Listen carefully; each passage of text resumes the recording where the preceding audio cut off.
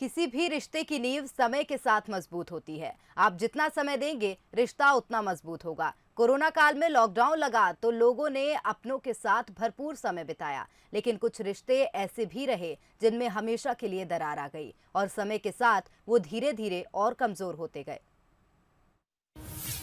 Lockdown में रिश्तों पर ताला, पति पत्नी के रिश्तों में आई दरार, घरेलू हिंसा के मामलों में आई बाढ़। किसी भी रिश्ते को मजबूत करने के लिए समय देना बेहद जरूरी है। कोरोना काल में लॉकडाउन लगा तो लोगों को अपनों के साथ समय बिताने का मौका भी मिला, लेकिन कुछ रिश्ते ऐसे भी रहे जो समय के साथ कमजोर होते गए। लॉकडाउन में पति पत्नी के बीच सबसे ज्यादा विवाद देखे गए। घरेलू हिंसा, दहेज प्रताड़ना के मसले तेजी से बढ़े। लॉकडाउन में महिला थानों में सबसे ज्यादा केस दर्ज किए गए। पुलिस की माने तो खालीपन और तनाव बढ़ने के चलते घरेलू हिंसाएं भी बढ़ी हैं। लॉकडाउन के पहले तो नॉर्मल शिकायतें आती थी, लेकिन लॉकडाउन में बीच में कुछ शिकायतें बंद हो गई। तो उसके बाद जब लॉकडाउन खुला तो जब महिलाएं आईं तो उन्होंने यहाँ यही समस्या बताई कि लॉकडाउन में जो है 3 महीने से पति जो है बेरोजगार बैठा है, उसका काम धंधा छूट गया। उसकी जो है यदि वो नौकरी करता है तो नौकरी उसकी जो है नौकरी में उसको जो है घर बैठे ही ऑनलाइन काम करना पड़ रहा है। और यदि मान लो वो लोग मजदूरी करते हैं, खेती करते हैं या जो है पल्लेदारी करते हैं, तो ये मीडियम क्लास के लोगों की नौकरी जो है छूटने से उन लोगों को उनकी जो है समस्या ज़्यादा आर्थिक स्थिति उन लोगों की ज़्यादा खराब हुई।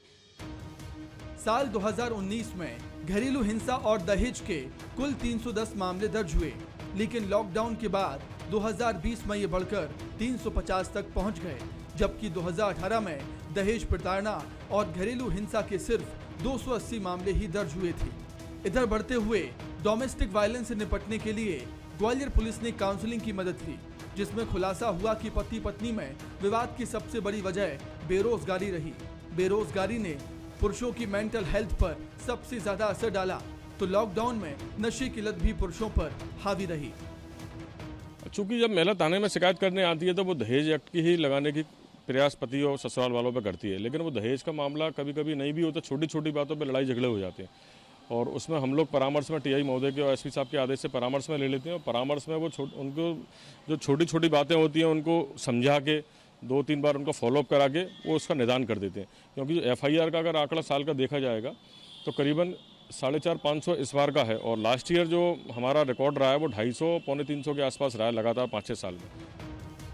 कोरोना महामारी ने समाज को कई जरूरी सीख दी है कि कैसे कम संसाधनों में जीवन को भरपूर जिया जा सकता है, कैसे एक दूसरे की मदद कर समाज को आगे बढ़ाया जा सकता है। लेकिन महामारी ने जीवन के कुछ पहलुओं पर विपरीत असर भी डाला, और शायद यही वजह रही कि 7 जन्मों का निभाया जाने वाला रिश्ता भी कटघरे में आ खड़ा हुआ। प्रहलाद सेन, बंसल न्यूज।